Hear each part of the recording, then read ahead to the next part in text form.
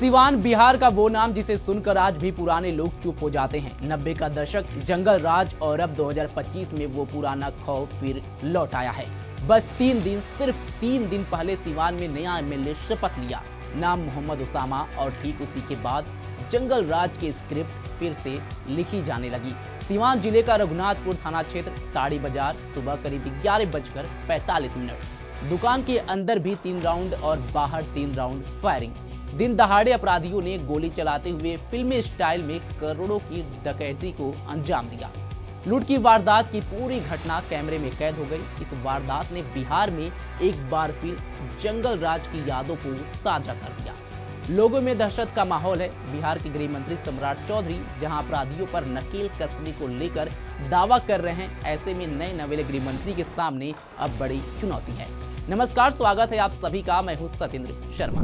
बिहार में नई सरकार के गठन को अभी 1 सप्ताह हुआ है, लेकिन इस बीच एक डकैती की बड़ी वारदात को अंजाम दिया गया, जिसके बाद एक बार फिर बिहार के कानून व्यवस्था पर सवाल खड़े होने लगे हैं। बता दें, बिहार के सिवान से हैरान और परेशान कर देने वाली वीडियो सामने आई है। रघुनाथपुर थाना क्षेत्र के ताड़ी बाजार में दिन दहाड़े अपराधियों ने गोली चलाते हुए लूट को अंजाम दिया। लूट की इस पूरी घटना को कैमरे में कैद कर लिया गया, लेकिन सरेआम इस तरह की लूट ने इलाके में दहशत फैला दी। वहीं मौके पर एसपी मनोज तिवारी पहुंचे और जांच शुरू कर दी। दरअसल ताड़ी बाजार में दिन दहाड़े ज्वेलरी शॉप पर नकाबपोशों ने धावा बोल दिया। कुछ ही मिनटों में लाखों रुपए की लूट कर फायरिंग करते हुए वो फरार हो गए। ताड़ी बाजार में कृष्णा ज्वेलर्स पर 2 बाइक सवार समेत 6 नकाबपोश बदमाशों ने धावा बोला था। दुकान खुलने के महज कुछ मिनटों बाद सुबह करीब 11:45 पर अपराधियों ने पिस्टल तानकर दुकान मालिक कृष्णा सोनी को बंधक बना लिया। कैश और जेवरात की बोरी भर ली और चंद मिनटों बाद फायरिंग करते हुए फरार हो गए। लूट की रकम 30 लाख के करीब बताई जा रही है, जिसमें सोने चांदी के गहने, नकदी शामिल है।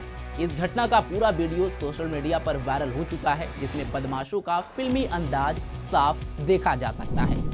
वीडियो में दिखा कि पहली बाइक पर 3 अपराधी सवार थे, जो पिस्टल लहराते हुए 10-12 राउंड फायरिंग कर रहे थे। दूसरी बाइक पर 2 बदमाश लोगों को पीछे हटने की धमकी दे रहे थे, जबकि छठा लुटेरा जेवरात से भरी बोरी हाथ में लिए सड़क पर खड़ा होकर पिस्टल लहरा रहा था। जैसे ही बाकी साथी बाइक पर सवार हुए, सभी हवा में गोली चलाते हुए बाजार से निकल गए।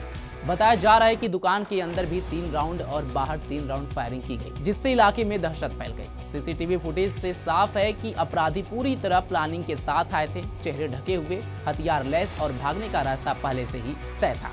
ताड़ी बाजार में कृष्णा बर्तन भंडार के मालिक दुर्गा प्रसाद की दुकान घटना स्थल के ठीक सामने थी। उन्होंने बताया कि दोपहर करीब 11:45 पर 2 बाइक पर 6 बदमाश आए।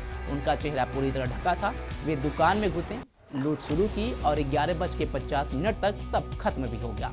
दुकान के अंदर 3 राउंड फायरिंग हुई, बाहर भी 3 राउंड फायरिंग की गई। उन्होंने आगे बताया कि मुझे देखते ही गोली चला दी, शायद सोचे कि मैं रोक लूंगा। मैं खुद डर से कांप रहा था।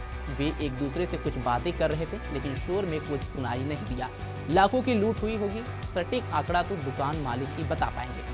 आसपास के दुकानदारों ने भी यही बताया कि बाजार में सन्नाटा छा गया, लोग दुकानों में छिप गए। लूट के बाद बदमाशों ने हाईवे की ओर भागते हुए और फायरिंग की, जिससे ट्रैफिक जाम हो गया। बताया गया कि दहशत फैलाने के लिए बदमाशों ने फायरिंग की।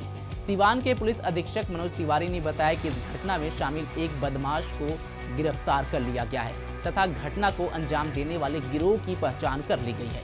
इस घटना में शामिल अन्य बदमाशों की गिरफ्तारी के लिए छापेमारी की जा रही है। उन्होंने दावा किया कि जल्द ही सभी बदमाशों को गिरफ्तार कर लिया जाएगा।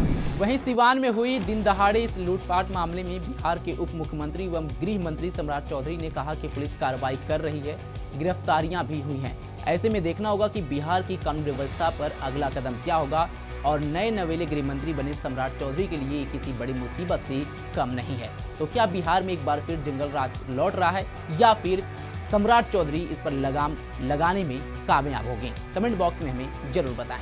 फिलहाल अभी के लिए बस इतना ही। देश दुनिया की तमाम खबरों के लिए जुड़े रहें हमारे साथ और देखते रहें पंजाब केसरी.com। धन्यवाद।